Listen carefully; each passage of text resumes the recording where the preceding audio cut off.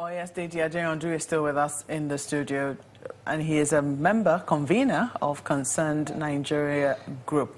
Well, just before we went on that break, you were talking about where the jobs are. Yeah. Where are the jobs? It's always been a thing of concern for government, and not just the government at the federal level, even government at the state level, even for a lot of Nigerians, as to how, even in the years when we recorded growth, unemployment was always a major issue because the economy was not as diversified as it ought to be. Now, looking at the steps now being taken to diversify the economy, do you think that we're on the right path?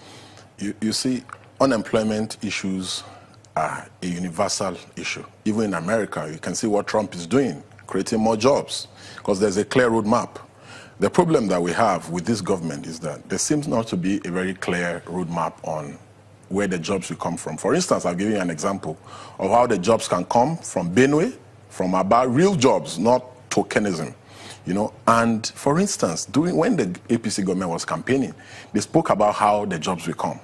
They gave an example that they will invest massively in Nollywood, so that Nollywood can compete favorably with Hollywood and Bollywood, and that this will create direct jobs, because you know that definitely the Nollywood has the capacity, you know, to create jobs, you know, because people, you know, who will sell the movies, who will be marketers and all that. So it's a chain of how jobs can be created.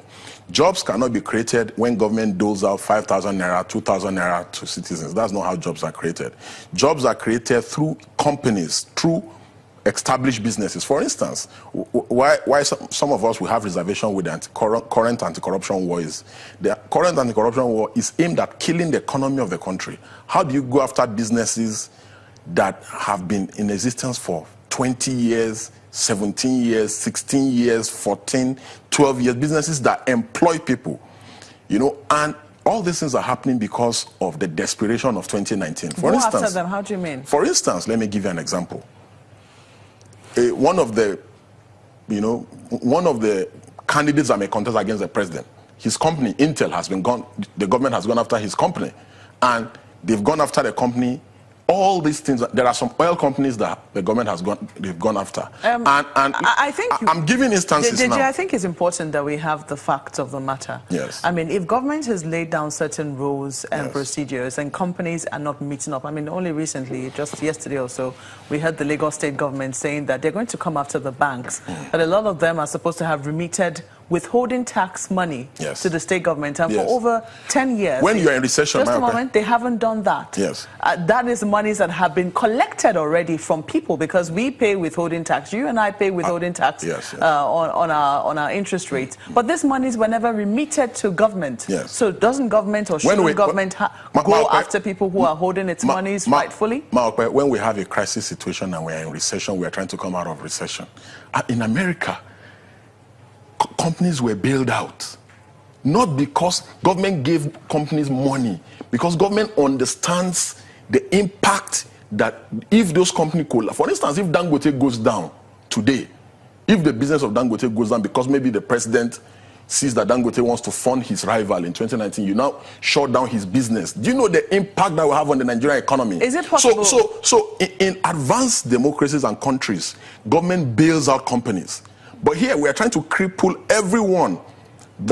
We are trying to cripple everyone. I think we should talk about companies, you know, and remove politics from it. But there's politics in everything that we see. You haven't quite answered the question when I ask you if companies are, because the companies you're talking about are banks which have been declaring profits. Yes. And not just any kind of profits, but huge profits. If they're holding government money, shouldn't they remit government money? You see, when we are trying to create jobs, we don't intentionally go after businesses because these businesses are owned by maybe political rivals or enemies of the government. We try to do everything possible to ensure that the jobs are created, that jobs that already are created are sustained. So for instance, the government says it was going to create, during the campaign, said they were going to create 100,000 jobs by recruiting policemen.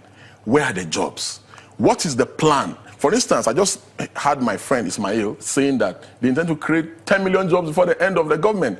But on their Empower tokenism platform, they said they've created 200,000 jobs in 2 years.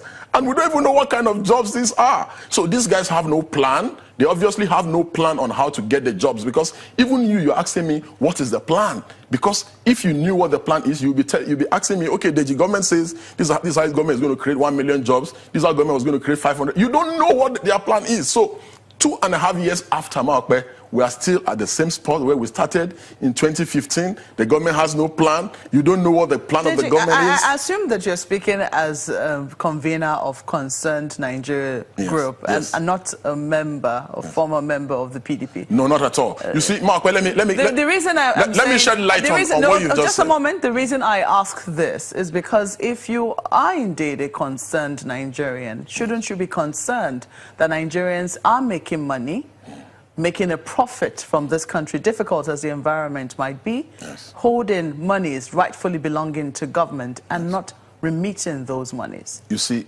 government must do all it can to ensure people don't go out of jobs. People who already have jobs don't go out of jobs. Any policy of government that will drive people out of jobs, government must do all it can to, because the primary responsibility of government is to ensure that it does not do anything that will hurt its citizens. That also includes, just a moment, I agree with you when you say no one should hold money belonging to government, but government must not go the extra mile to make sure that people get out of jobs. The National Bureau of Statistics said under Buhari, 4.58 million people have lost jobs. I don't think from October. Hold on, just a moment. The National Bureau of Statistics did not say under Buhari. It said so, It said so. Just a moment. It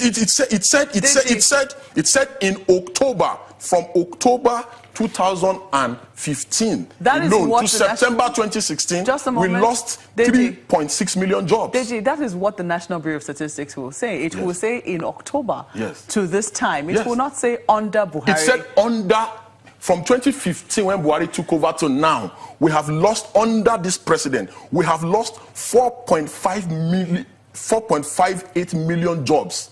You can't doubt proofs. You cannot contest that. Even the government is not debating the statistics. I'm not debating the statistics. Yes.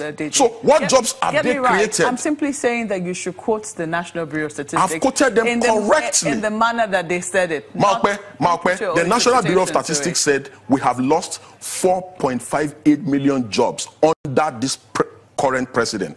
And this, I make bold to say that this government has not created 10,000 jobs since it has come on board, and that the Empower program is a fraud and is a scam, and that the Empower program. I think that you should say things that you have proof for. Okay, I've gone to the. I'm sorry, if you do not have proof for that, I'm not going to let you say that on national TV. I have gone to the Empower website, Maokpe. I have gone to the Empower website, and I have tried to see what kind of jobs. The fact that you have gone to their website and you are not able to see specifically what type of jobs doesn't mean that there are not people employed under the Empower program. In my state, who are the people that are employed? It doesn't also mean that people are not getting the monies that are due them for whatever jobs it is that they're doing. So you cannot come on national TV and say that the Empower program categorically, without any proof whatsoever, is a fraud. In my state. Don't you think that there's a problem there? You see, Maokpe, in my state, for instance, Kogi, and my senatorial district, I have tried to verify,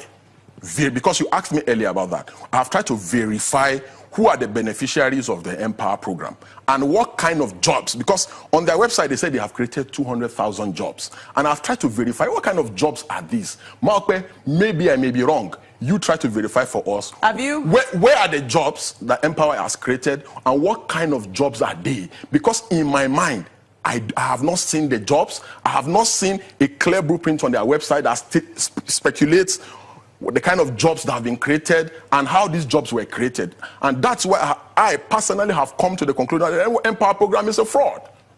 Well, you just heard him. It says it's his personal opinion, and that is to his mind. But we have to thank you most kindly for coming on Sunrise Daily this morning. Thank you, Maokpe, for Adeyanju is convener Concerned Nigeria and also a former director of new media in the PDP. Sunrise Daily will continue shortly. Please stay with us.